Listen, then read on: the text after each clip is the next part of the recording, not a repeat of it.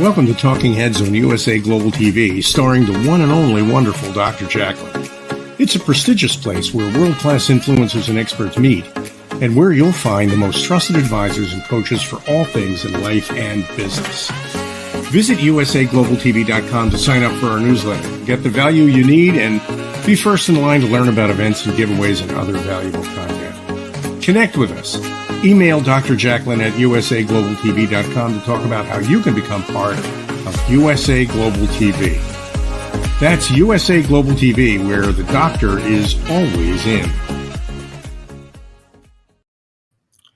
Hi, everybody, and welcome to today's episode of Talking Heads. And as always, thank you, Dr. Jacqueline Kerbeck, for affording me this marvelous platform to reach an audience with a message. Today's message is about team building, and it has to do with a common way that people build teams that is a little bit off the mark. And so I'm going to be talking about personality assessments today, assessments like DISC and MBTI, and there are a wide variety of others. We'll talk about all those and how sometimes when you're building teams, they're not exactly the kinds of assessments that you want to use in order to be able to get work done.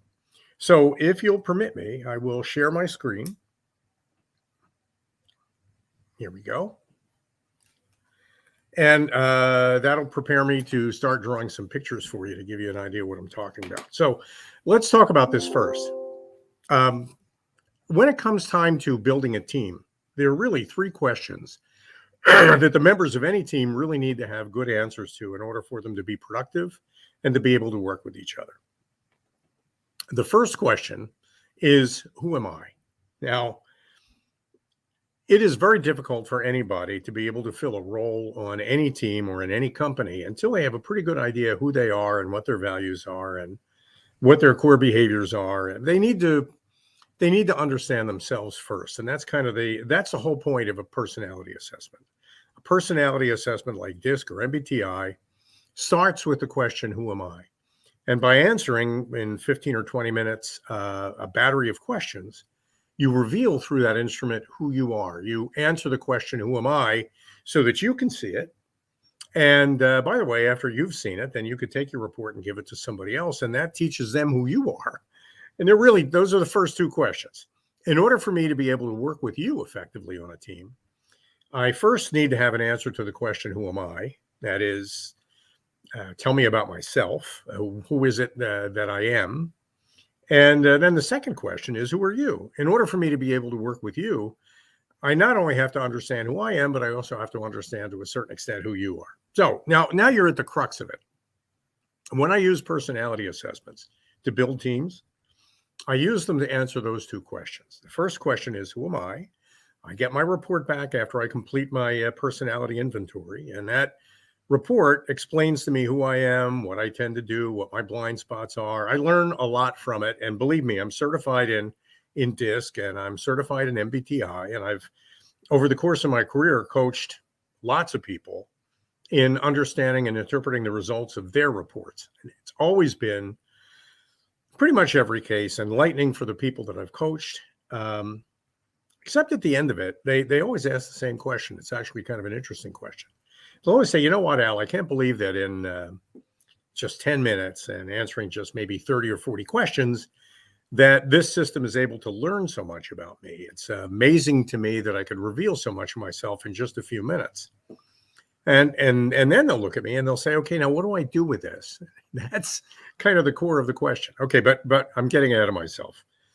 The personality assessment, when you get your own report, answers your question for you. The who am I question, you get insights into who you are, able to better understand yourself, maybe better able to self-regulate, better equipped to manage your career, to manage your life. That's the value of a DISC or an MBTI, and I recommend them. They're really great instruments for that. When I get a group of people together in a team, though, my next step often is to get everybody on the team to permit me to share the results with each other. Some of the systems even have what they call team reports, which is a way of taking a lot of individual results and compositing them on a map so that people can look not only at themselves on the map, but also at all of their coworkers. I'm going to start sketching a picture of that a little bit to give you an idea what that looks like. So From a team building point of view, DISC assessment, for example, gives me a good answer to who am I, gives everybody a good answer to who are you, and that they now see everybody else's results. And that teaches me whether I'm a high I or a low D or and it creates a lot of parlor magic and a lot of interesting conversation between people. But it doesn't build a team. And I'll explain that in a second. And the reason why it doesn't build a team is because it doesn't address the most important question of all, which is who are we? Now, let me see if I can't sketch this out for you. When you take a DISC assessment, here we go. The results are generally represented in 4 quadrants. You get a score for what's called your dominant aspect. And dominance is about assertiveness and taking control of situations and setting deadlines and focusing on accountability. So individuals who tend to score high on D tend to express themselves in pretty short sentences. They tend to like to take complicated arguments and net them out into simple and, most importantly, actionable items. I don't want to say Ds are natural born leaders, because they aren't necessarily, and you can have a bad or a good leader in any one of these 4 quadrants. A D, though, has a tendency to move forward, move ahead, set a date, get it done. And I want you to remember, too, that when you take a personality assessment, you're not learning about your traits. You're learning about states, and there is a difference. A trait is a characteristic that you really can't do much about, like your height, for example, or your age. A state, on the other hand, is a state of mind that you can flip into, and with a little bit of training, flip out of, switch back and forth. So when you're in the D state of mind, you tend to be very focused on results and very focused on goals and detail-oriented and data-oriented. For a lot of people, that's a comfortable state, and a lot of people spend an awful lot of time in that state because that's naturally who they are. That's what we learn from DISC. So I learn one of my 4 scores tells me how D I am. Another one of the scores I get is the influencer score, the I score. And the an influencer score, this score tells me how enthusiastic I am, how outside the box I am, how non-linear I might be. So where a D is very focused on getting results and acting in a particular linear fashion and following a plan, and I is often all over the place. As soon as they reach a conclusion, they mistrust it. And they're always looking for other options and other doors to open. They're looking for opportunities. So D is very much about closure. I is very much about keeping your options open. Okay, that's 2 of the 4 quadrants that DISC assessments measure me on. The third is what's called the steadiness quadrant. And this has to do with putting one foot in front of the other, following a checklist, making sure you don't miss any steps, following a procedure or a method to get from point A to point B, and also caring about the community you serve and caring about the people that you work with along the way.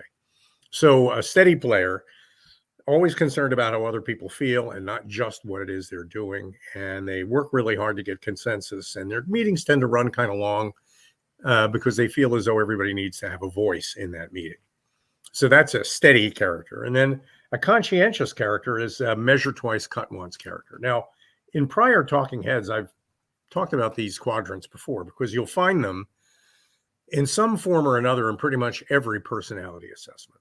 All the personality assessment methodologies end up with these 4 quadrants. So whenever you use a personality assessment to answer the question, who am I, you're generally getting your answer back in some form for, let's say, 4 numbers or values that tell you how high or low you are on each of these quadrants. Now, remember, a D is somebody who gets to the point and focuses on deadlines. And I is an influencer, somebody who's always trying to get people excited and interested in something, and often moving them from one frame of mind to another. An S person is somebody who's going to want to make sure everybody's on the same page with each other, and they're going to be careful and cautious and methodical about how they approach things. And a conscientious person is going to be somebody who wants to understand the root cause of every problem and will often study a problem very thoroughly before they do anything about solving it. Oh, this is what I learn about me when I take a personality assessment. Now, I want to pick DISC in particular because it's kind of a fun example. So let's talk about Al. And let's say that when Al takes his DISC assessment, it identifies him as an S in broad terms. Now, I'm always going to be identified in terms of all four values because everybody's a combination of all four. Now, for purposes of simplicity, let's say that my starting point on my DISC assessment is that I'm an S. Well, the DISC assessment is also going to tell me, this tells me who I am when I wake up in the morning. The DISC assessment is also going to tell me who I feel I need to become when I go to work. So what I'll get is an arrow, kind of a vector,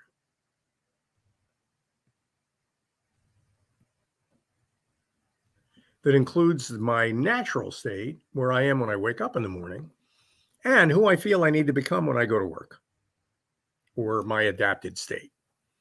Now, this is a point where if we were all together in a room and I asked you if you had any questions, but we're not. So I want you to keep just sort of following along with me because this is really important. Let's assume that we have a team that includes Dr. Jacqueline. And let's say, for purposes of argument, that Dr. Jacqueline starts out on her DISC assessment as an I. But when she goes to work, and if anybody who's ever met Dr. Jacqueline knows her the way I do, she is very much a by the numbers, how does this all work? Make sure you don't make any mistakes kind of a person. So when she goes to work, her adapted state shifts from just being bubbly and exciting and interesting and engaging, which is very much her natural state, to being more organized and more scientific and more analytical and really trying to understand how things work. That kind of becomes her adapted state. So in a way, what we're looking at are two commutes to work. When I go to work at USA Global TV, I become more goal-focused and direct. When Dr. Jacqueline goes to work at USA Global TV, she becomes more analytical and scientific and maybe a little bit more thorough in her thinking. Now, this is the beginning of a team report. If we were to take all of the people at USA Global TV and give them all DISC assessments, we'd end up with a map that showed all of the members of Dr. Jacqueline's community, where they are when they wake up in the morning, and where they feel they need to go when they get to work. And then we can sit down and we can look at this on a screen or read it in a report, and we can start to talk to each other. So Diane Floyd Bain, I, myself, Dr. Jacqueline, Red, each of all the people that work on USA Global TV and radio, we all have a place where we start in the morning and a place that we feel we need to go when we go to work. When we all share that with each other, we have an idea about where our arrows cross and maybe where we miss each other. And the whole theory of DISC is that at some point, when you're all finished with all of this, you've got a team of people who understand each other and understand themselves because of the magic of DISC. Great. Except when it comes to building teams, it doesn't quite get you where you need to be. And I'll tell you why. All the members of Dr. Jacqueline's team, whether it's me or Red or Diane or Dr. Jacqueline herself, each of the members of Dr. Jacqueline's team is a personality. There's no doubt about it. We're all different from each other. But there's a larger personality that's part of our family, and it's called USA Global TV and Radio. Now, where we come in with instruments like Profit and solutions like Profit is that we ask that third question, who are we? Who are we when we collectively are getting together at USA Global TV and Radio or at HBO or at NBC? Who are we when we're doing our best work on our best day to keep all our promises and achieve all our goals? Now, that fifth personality, I've talked about four, that extra personality, the organization itself, is what we profile with the Profit team building exercise. It's also what we profile with BCAT. And for those of you who've been following along, the Brand and Cultural Alignment Toolkit is one of the foundations of Profit. Sometimes in the organization, we'll refer to that as a North Star. So let's represent it that way. Let's say that there was another part of USA Global TV which is USA Global TV itself.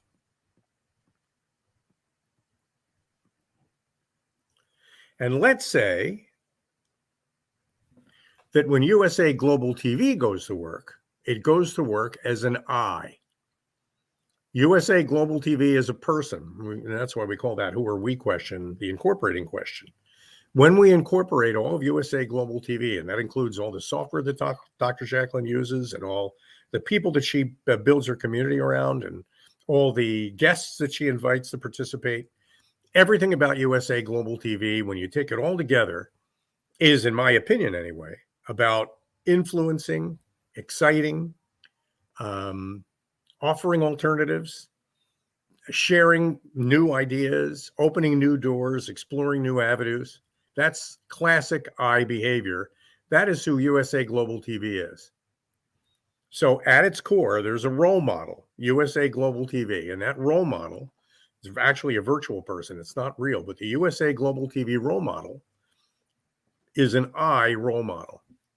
Now, when we put that on the map, that teaches us something.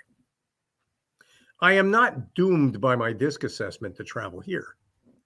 If I know where I'm supposed to be, I can change my trajectory through my day. Pick one or two things about the USA Global TV role model that I can emulate or model in my own behavior, make a few changes in my day-to-day that make me a more effective contributor to the team USA Global TV. A little less D and a little bit more I. It is a mix. Remember, it's a state, not a trait. Because it's a state, I can change it. It's not like my height or my age. This is something I can change. Dr. Jacqueline, by the way, she doesn't travel this way. She does this when she's doing her books, filing her taxes. But when she goes to work, I can tell you this is where she goes. And all the members, in fact, of USA Global TV, when they're on the air, hosting programs or appearing as guests, this is the direction they all head in. That's where they all go. USA Global TV becomes the ideal, the passion that draws us all into becoming the best versions we can possibly be in support of what USA Global TV is trying to accomplish. Okay, so this is what I think. And believe me, I am not knocking DISC or MBTI or any of those instruments. Here's what I'm suggesting. Go ahead and use DISC and MBTI and Hogan. And I mean, there are a whole bunch of personality assessments. Predictive Index has one. Go ahead and use them. They're all terrific instruments.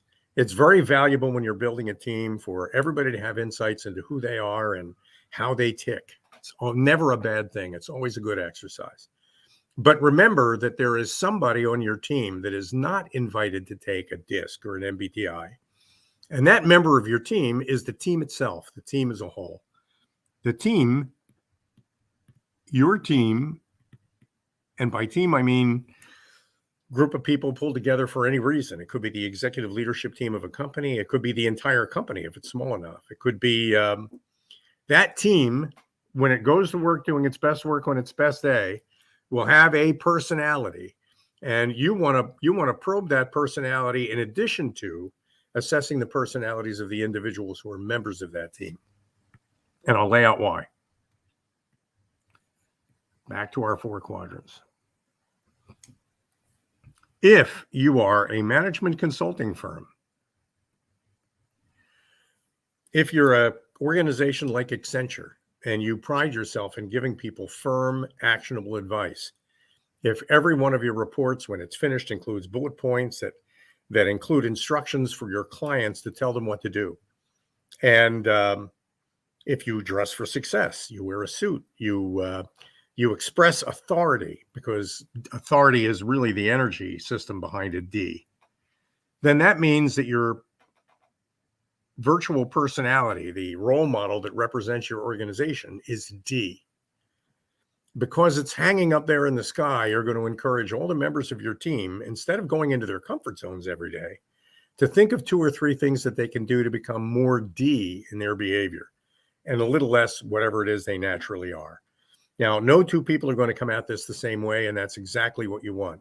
The goal isn't to get all the people to fit a shape that you have in your mind. The goal is to get everybody on the team to aspire to become something more effective and better and bigger than themselves. You do that by creating this goal, this ideal. Who are we when we're doing our best work on our best day to keep all our promises and achieve all our goals? When you begin to answer that question, you place kind of a star on this personality map that represents the magnet of your company that draws everybody to it. So, police departments,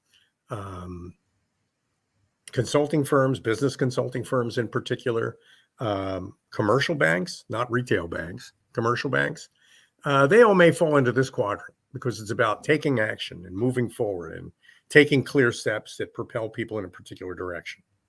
On the other hand, if you're a creative agency, well, then there's a pretty good chance that the role model that represents your best self on your best day is going to have the personality trait state I. That is a classic characteristic of a creative organization, and an organization that's trying to open doors for people, that's trying to get them to think in new and novel and innovative ways that may be more effective than the ways that they're currently thinking. Oh, creative agencies, entertainment companies, actors and actresses working together on a play, they'll often create this role model for themselves, and all of the members of the company then, when they see that role model, can begin thinking more and more about how they can be like that role model in the way that they perform at work. If you're a maintenance company, if your job is to take care of things, to follow a checklist and repair airplanes or take care of patients in a hospital, well, that's the S personality type. And it's very common in our experience and when we're working with healthcare providers, that the personality, the North Star personality that represents the best of them, who they are when they're doing their best work on their best day, will fall into the S personality type. And if you're a research company, if your job is analytics, if your job is historical research or numerical research, or if you're an organization, a company, let's say a school like MIT, then it's really likely that that's where your collective personality is going to land, in the C quadrant. But wherever you land, it's important that you place this point on the map along with the individual points you get for the members of your team from their personality assessments. Because at the end of the day, it's not just important that I understand who you are and that you understand who I am and that you and I understand ourselves. Now, who am I and who are you are very important questions to answer. But the most important question at the end of the day is, who are we when we're doing our best work on our best day? Because that path from where you wake up in the morning, your natural state, to your adapted state, wherever it might be, whatever that might be, you have control of that. You're the driver of that vehicle. You can steer it to the right or to the left. You can make adjustments in your trajectory to become a better contributor to the purpose of your team, to the meaning of the work that you do. And when you know what direction to move in, then you can start to be very mindful about how you adjust your course during the day to move a little bit closer to what it is you need to be in order to be the best you can be as a member of this team. And I'll make one more point before we wrap. And I really appreciate you paying as much attention as you have. Here's my last point, and then I'll wrap it up for the day. Everybody is a member of more than one team. Everybody is. And this is something else to remember. I know you've heard the expression wearing many hats. Well, nobody ever wears any more than one hat at a time. It is perfectly possible for a member of SEAL Team 6, after they've done the work that they do during the day, which is grueling and difficult, perfectly, absolutely possible for them to go home and be a mother or a father in a family and do that job very effectively, even though completely different skills and completely different behaviors are required. Now, every time you put a hat on as a parent or as a member of SEAL Team 6 or as an accountant or as a nurse at Children's Hospital, let's say, every time you put that hat on, what you're really doing is adopting a role model, the role model that goes along with that hat. And when you put that hat on, something changes inside your brain under that hat that gives you the power to become a better contributor to that team at that moment, at that time. It's not about thinking about the next hat you're going to be wearing. It's not about suffering and struggling with the consequences of the last hat you were wearing. The hat that you're wearing now is where you are. And if you know where that hat is pointing you, then your work where you are becomes easier, more enjoyable, more rewarding, and more fulfilling. So be present in the here and now and understand what here and now means. And that's the incorporating question. Who are we? Not just who are you and who am I, but who are we when we're doing our best work on our best day to keep all our promises and achieve all our goals? Thanks, everybody, for joining me for this Talking Heads. And, of course, thank you, Dr. Jacqueline, as always, for the opportunity to present this content to your audience. You're really doing a wonderful job growing your audience. And I have to say, I've been thinking an awful lot lately about Dr. Jacqueline's listening mentor program. Active, positive listening is a function of the hat you're wearing. A police officer listens differently than an accountant listens, and an accountant listens differently than a nurse listens. But listening is the core skill, because if we don't understand each other, and if we really don't empathize and relate to each other in deep and positive and compelling ways, then no matter what you know about your team and what it's supposed to do, you're never going to be able to be an effective collaborator. You're always going to be a solopreneur, solo practitioner. If you want other people's help, you have to know how to enlist it, and you have to know how to engage it when you get it. And that becomes possible when you become a better listener. So Dr. Jacqueline, good work with the Listening Mentor. Great program. I recommend it to everybody. Thanks, everybody, for paying as much attention as you have. And I guess I'll be back again next Tuesday for another Talking Heads. Until then, thanks again.